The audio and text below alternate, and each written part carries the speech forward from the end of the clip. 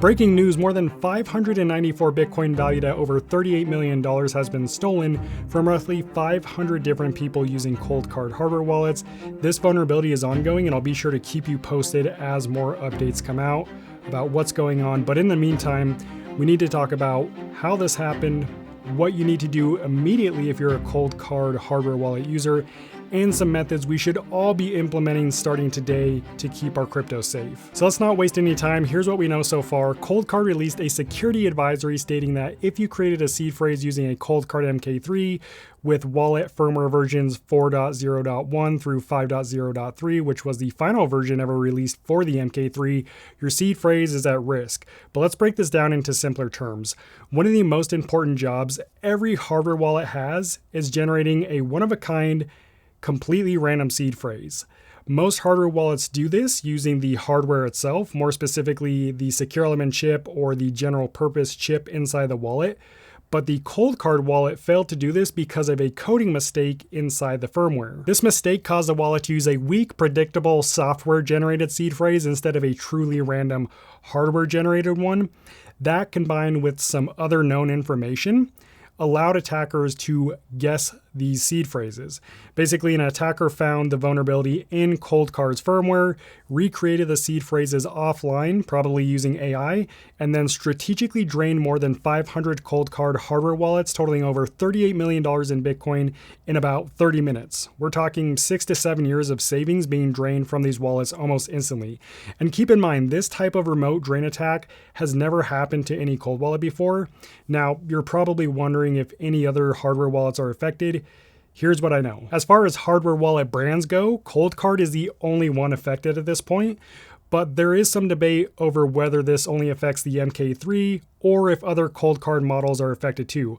According to CoinKite, the creator of the ColdCard wallets, only the MK3 was affected, but according to the security team at Block, which is the creator of the BitKey hardware wallet, they found that not only is the MK3 vulnerable to this attack, but the MK2 is as well. They also found that the ColdCard MK4, the Q, and the MK5 all generate weaker seed phrases than what's expected from a hardware wallet, so they might not be as secure as they should be. But the immediate threat is the MK3 and the MK2 wallets. Now, there are a couple important caveats I want to mention before we get into the 4 solutions you have to secure your crypto right now. This vulnerability only affects you if you generated your seed phrase using a ColdCard MK3 or MK2 wallet. For example, if you imported a seed phrase from another brand hardware wallet into your ColdCard, that seed phrase is safe because it wasn't generated by ColdCard.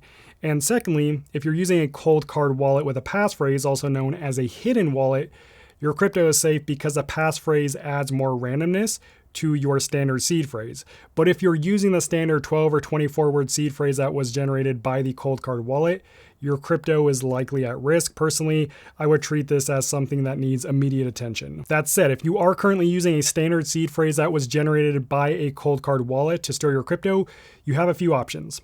At this point, I believe all of these are better than leaving your crypto in a ColdCard wallet. That's just my opinion. So let's run through them. Option number 1, and this is the best option, if you have another hardware wallet from a different brand like Trezor, Ledger, or Tangem, send your Bitcoin to that wallet as soon as you can. This removes a threat by moving your Bitcoin away from those vulnerable keys. Option number 2, now not my favorite, but still better than nothing. If you don't have a hardware wallet set up and ready to go, you can send your Bitcoin to a reputable software wallet like Sparrow, Electrum, or MetaMask. This way you still have the self-custody aspect, and it gives you some time to get a new hardware wallet, which I'll link to some other options besides ColdCard here in a bit.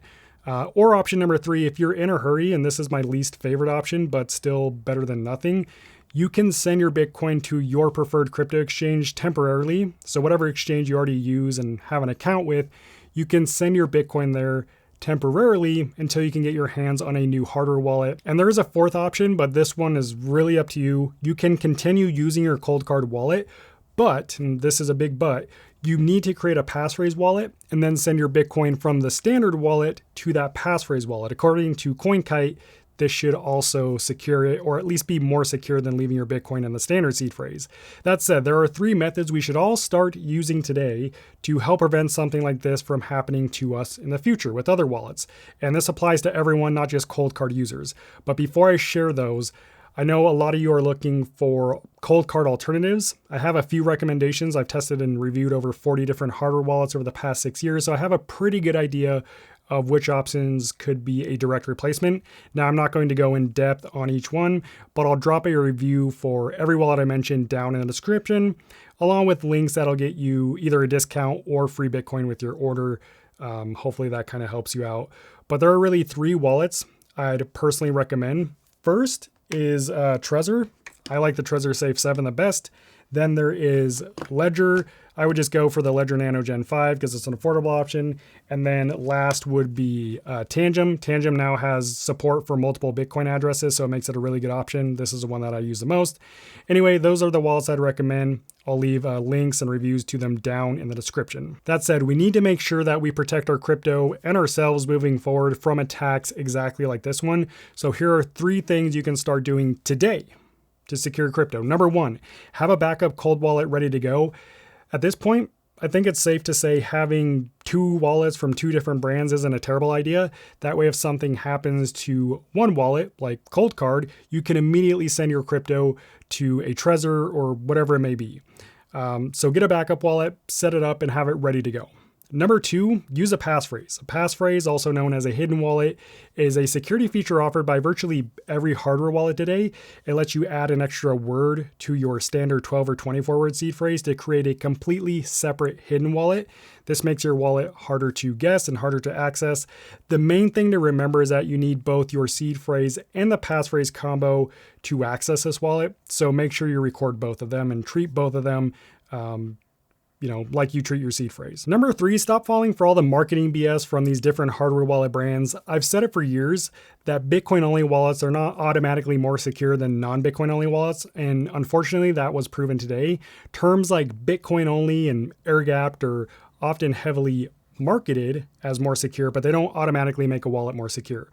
So rather than focusing on finding the most secure wallet, just choose one you'll actually enjoy using. You'll have a better user experience, you'll be less likely to make mistakes, and you'll actually feel comfortable using your wallet instead of treating it like a hassle, because some wallets are a hassle. That said, if you want to see more options besides ColdCard, I ranked over 40 hardware wallets I own in this hands-on tier list review. Little preview, I did rank ColdCard as a D tier wallet months ago, so check that out in this next video to find your perfect wallet. I'll meet you over there. God bless.